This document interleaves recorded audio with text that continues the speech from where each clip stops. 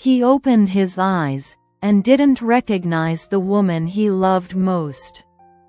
After the accident, Andrew lost 3 years of his life. To him, Valeria is a stranger. To her, he is the man she had already planned a future with.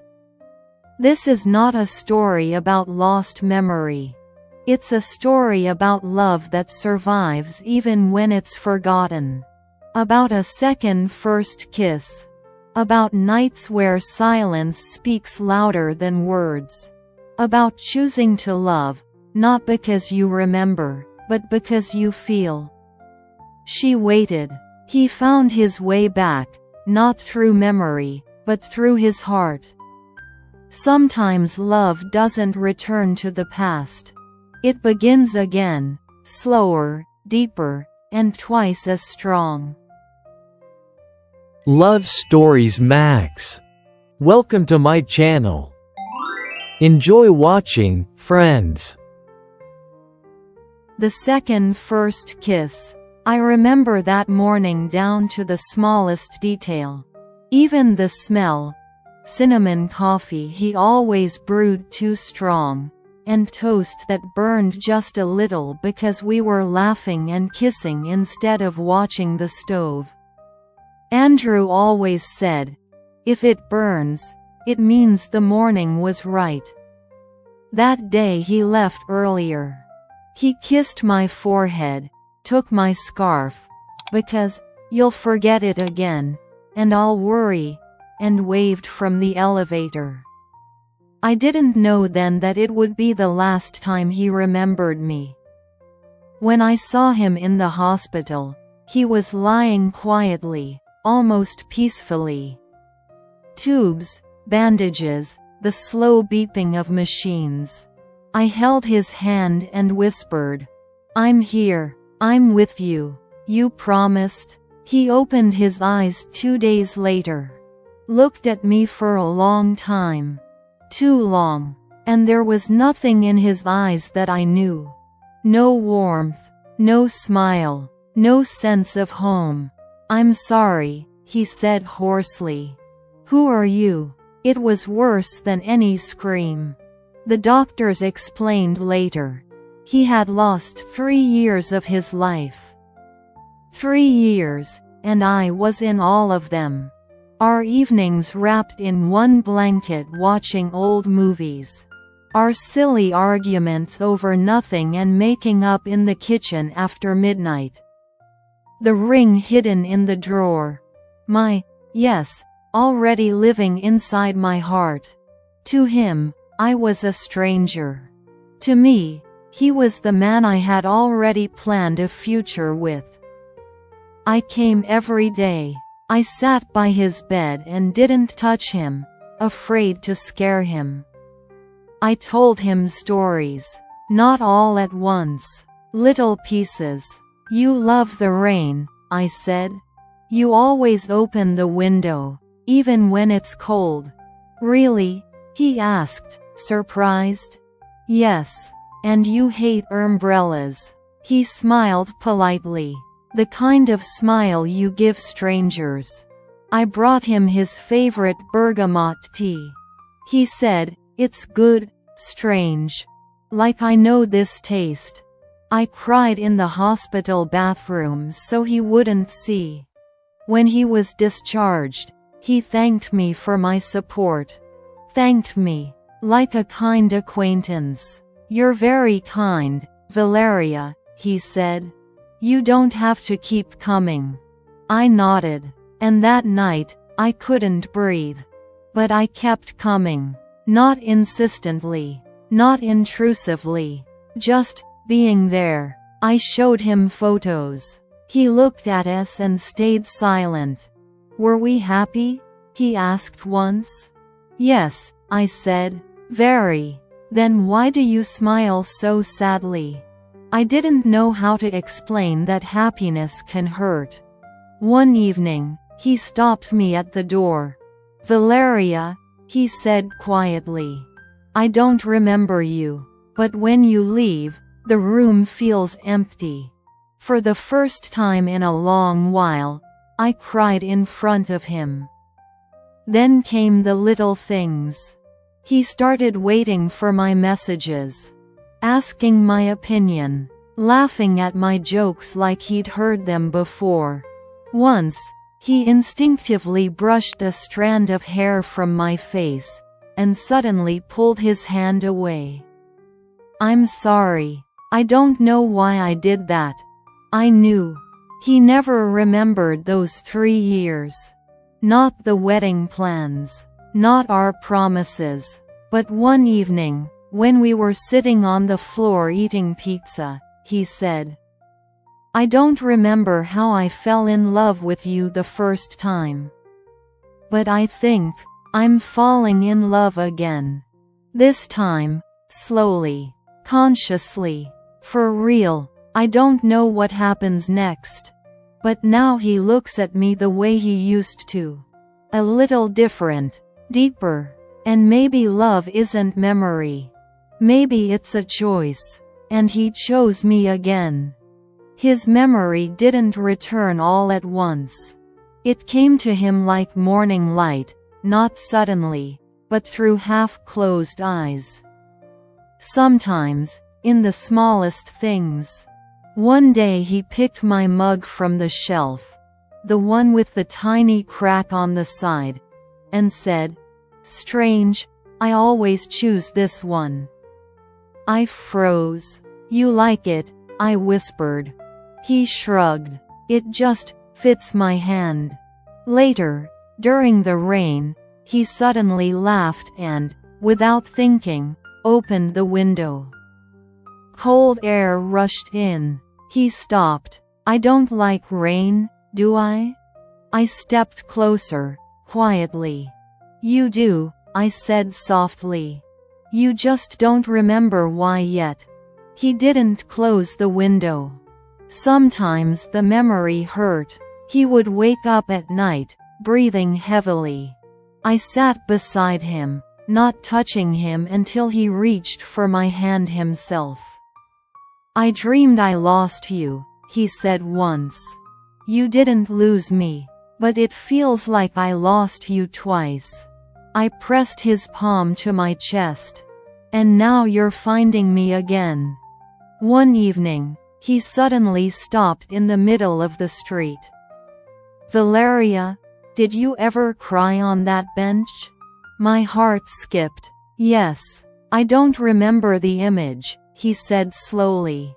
"I remember the pain in my chest. And the desperate need to hold you."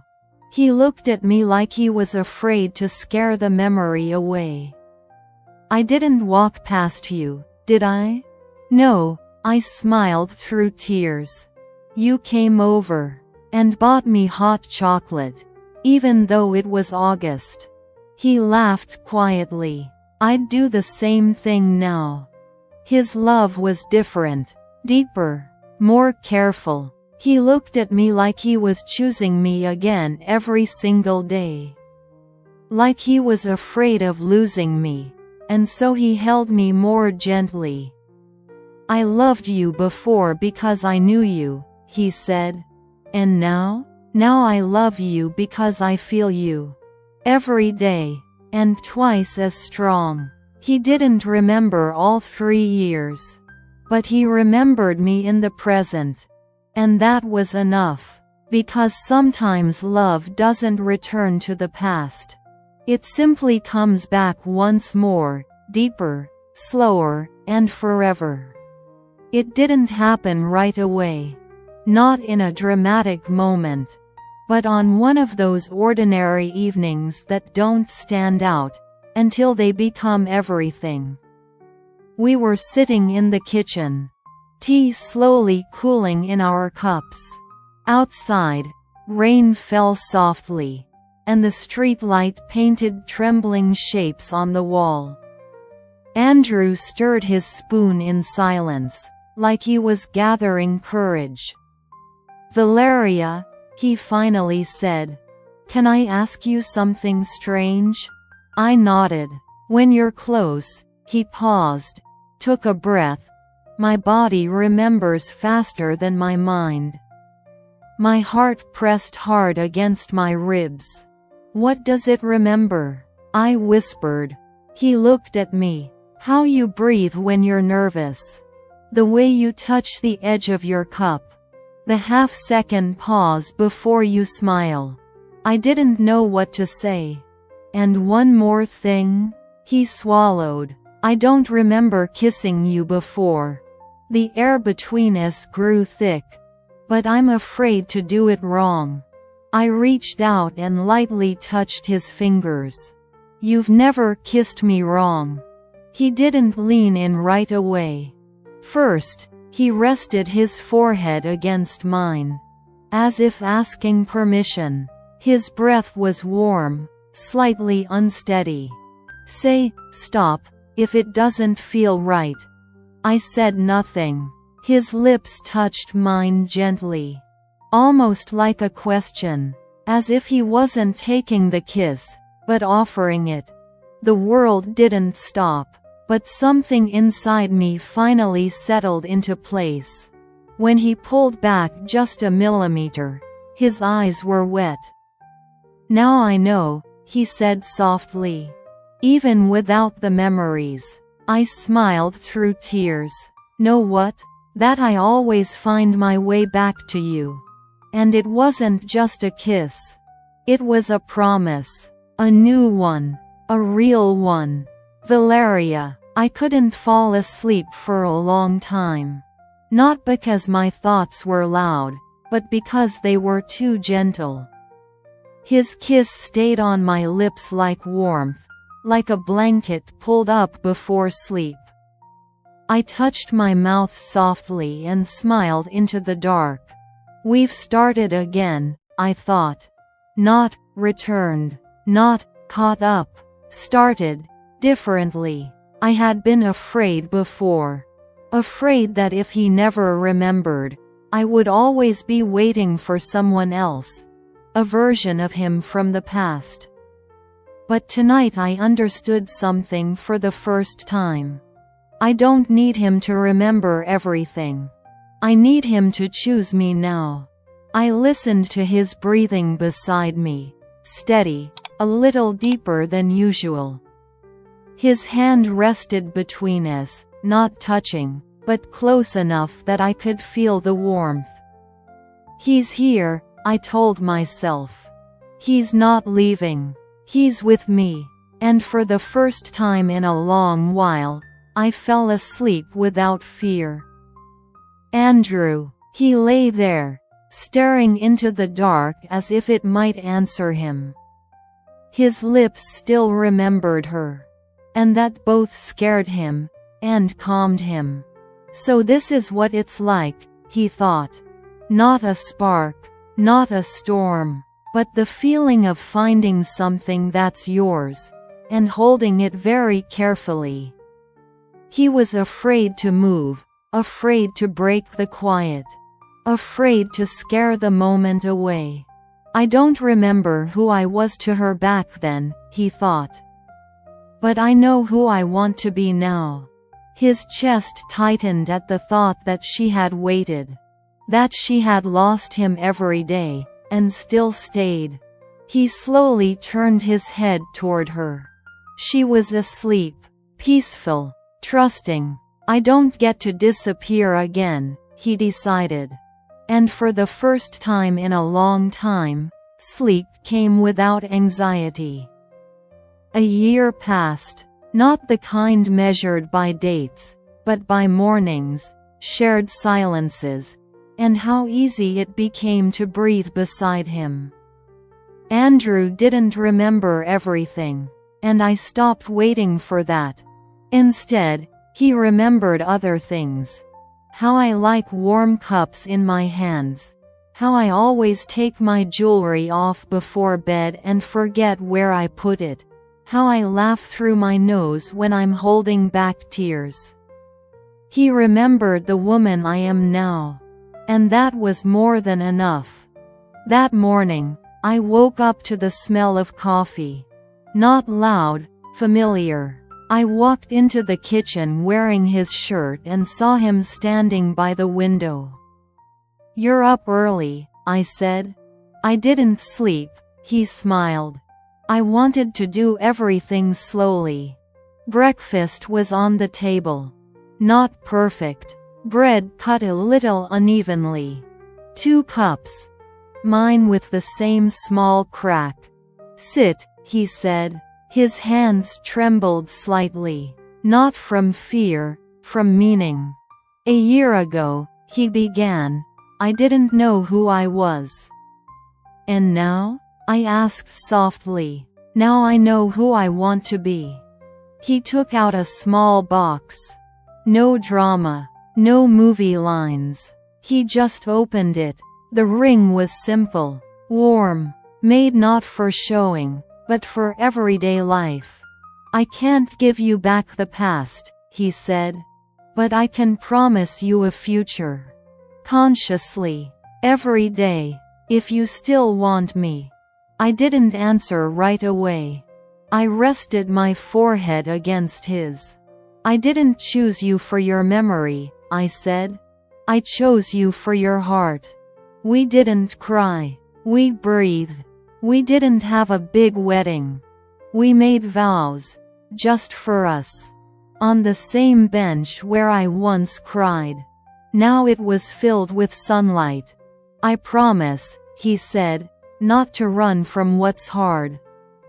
And I promise, I answered, not to live in the past if we're happy now. He slid the ring onto my finger slowly, as if sealing the moment. You are my home, he said. And you are mine, I smiled. That evening, we drank tea. Rain fell outside. He walked over and opened the window. I know, he smiled. I love the rain. I laughed. You remember? No, he said honestly. I feel it, and I understood then. He didn't come back to me through memory. He came back through love. Forever.